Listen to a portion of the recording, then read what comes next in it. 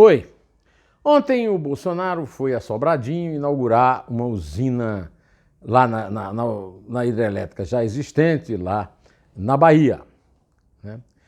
Em Sobradinho. Então, ele disse lá o seguinte, que ele vai mandar dinheiro para os estados nordestinos se os governadores derem a contrapartida de aceitarem tornar pública a parceria com ele.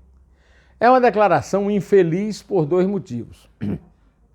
Primeiro, porque ele é o presidente de todos os brasileiros, inclusive de todos os nordestinos. Então ele tem que mandar dinheiro para todo mundo. Ele não pode mandar dinheiro só para quem o apoiou, quem votou, quem lutou por ele. Não. Ele jurou que governaria para todos os brasileiros na posse e nunca cumpriu. Outro erro também de cálculo é que ele vai precisar dos votos nordestinos, não é apenas para ganhar, não, para chegar ao segundo turno da próxima eleição. Seja qual for a situação que ele chegue. Mesmo que a economia esteja bem e ele bomba. Ele não pode desprezar assim o eleitorado nordestino porque é menor, ou porque é mais pobre, ou porque não votou nele. Não, não pode. Agora, tem uma questão pragmática que ele não percebeu e que eu vou chamar a atenção aqui. Essa esquerda ridícula, incapaz de produzir uma proposta alternativa da reforma administrativa, da reforma da Previdência, da reforma tributária, essa esquerda cujo programa de governo é única e exclusivamente Lula livre, que é um programa absolutamente sem solução, que não pode ser realizado, porque o Lula foi condenado e está preso, e condenado em 3 instâncias, por 8 ministros e juízes e desembargadores, a 0, por unanimidade. Pois é. E foi o Lula que inventou essa polarização de que tanto a esquerda, que não é oposição, não é resistência, porque nós temos um regime protofascista. Não é um regime protofascista, é uma democracia. Bolsonaro ganhou a eleição legitimamente e quem inventou essa polarização estúpida e imoral que divide famílias, que divide empresas e que divide o Brasil foi o Lula na campanha de 2006, depois do estouro da boiada da Ação Penal 470, vulgo mensalão. Estourou aquele escândalo da compra de bancadas pequenas para apoiar o governo e dali a prisão do Zé Disseu, do Zé Genuíno e outros petistas, menos o Lula, que o doutor Joaquim Barbosa, que quer ser herói nacional, esquece essa sua militância petista, livrando a cara do hoje preso mais famoso do Brasil. Essa polarização foi criada pelo marketing do PT para esmagar, como o Lula esmagou, Geraldo Alckmin do PSDB nas urnas em 2006. Por um motivo muito simples. O Geraldo Alckmin é candidato tão ruim que ele teve menos voto no segundo turno do que teve no primeiro. E o Lula ganhou a eleição. E ganhou a eleição um pouco em cima desse marketing. O Brasil vermelho, você olhava o mapa das apurações, você viu o Brasil vermelho, metade do país ao norte e nordeste, o Brasil verde e amarelo do sudeste e do centro-oeste e do sul. Né? O Brasil que produz versus o Brasil da burocracia que come o que o brasileiro de baixo produz. Pois então, o Bolsonaro podia ter usado esse argumento. Ele perdeu a oportunidade de ouro, em vez de ficar falando, se os governadores querem separar... Os governadores do Nordeste não têm condições de separar o Nordeste do Brasil, porque não tem como sustentar o Nordeste. Quer dizer, outro argumento maluco, né, completamente disparatado. Como é que esse Brasil que quer se separado do resto do Brasil vai se sustentar virando uma Cuba e afundando como Cuba? Né? Não tem sentido.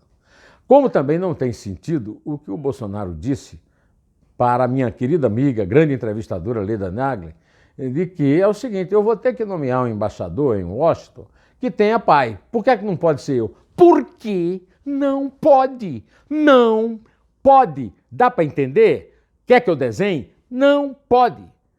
O José Roberto Guzzo, com muito talento, já explicou isso.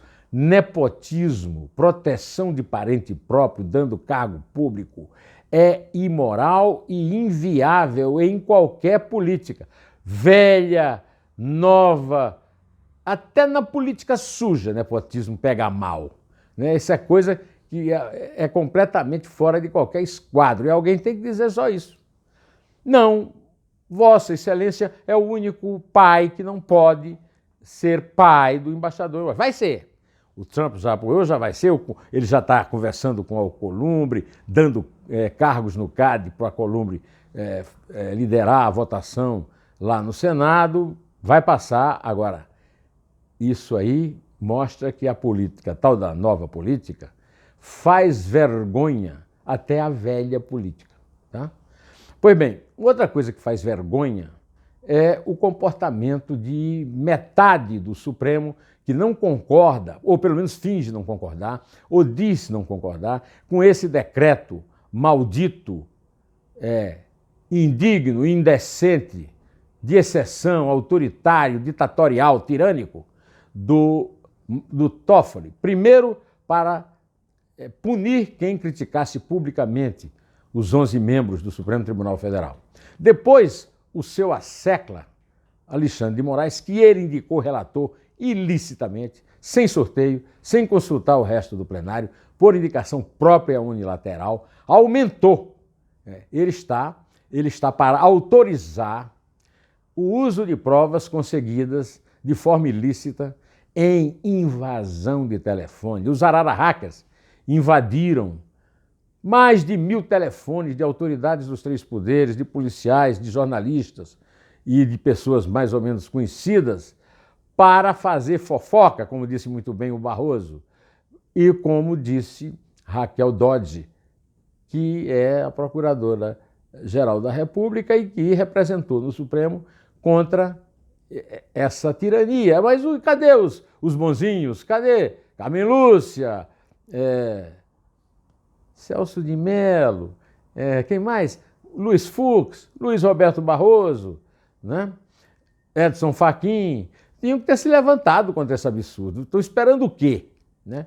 Quer dizer, o Gilmar Mendes disse que o Ministério Público não tem quem vigie os seus passos. Quem é que fiscaliza o fiscal? Não deixa de ter razão. Ele falou que o Conselho Nacional do Ministério Público é muito ágil para pedir aumento e muito lento para evitar decisões corporativas sobre os próprios membros. A diferença do Supremo o Supremo é ágil para exigir salário, mas muito lento para evitar que alguém investigue o que é que o Supremo faz, e a prova disso é a multiplicação, a dobrada que o Alexandre de Moraes deu no decreto infame de Toffoli, que proíbe as pessoas de falarem ao telefone ou por aplicativos de telefone que podem ser invadidos, e qualquer coisa que se comente ali contra o Supremo vira uma pena. Pena que atinge também os auditores da Receita, ou fiscais, ou agentes da Polícia Federal que fizerem essas investigações. O Gilmar Mendes disse que o Ministério Público é uma organização criminosa para investigar cidadãos.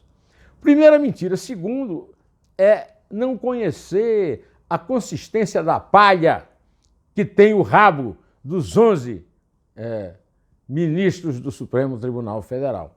Desse trio, né, que vive tendo ilusões de Nero, da antiga Roma, de Torquemada, na época da Inquisição, na Idade Média, e também dos bonzinhos, que não se levantam contra.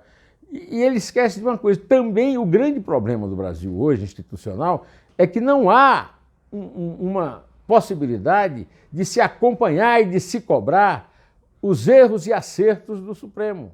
O Supremo faz o que quer, toma as decisões que quer e não quer ser criticado. Pune quem o critica quando erra, e erra feio. Agora, resolveram, como eu já disse aqui ontem, castigar o Deltan Dallagnol porque não conseguiram nada contra o Moro. Nada. Eles fizeram aquilo tudo, aquilo tal do Intercept Brasil, os arara hackers e tal, para ver se pegava o Moro. Mas não pegaram, agora querem pegar o Dallagnol. O Conselho Nacional do Ministério Público, controlado pelo Renan Calheiros, que nomeou alguns dos seus membros, está aí à procura de achar ilícitos do Deltan Dallagnol em palestras e em decisões da Força Tarefa de Curitiba. É um absurdo você punir, viver no país da impunidade e punir quem combate essa impunidade. É simplesmente um descalabro. Direto ao assunto, em té, e só a verdade nos salvará.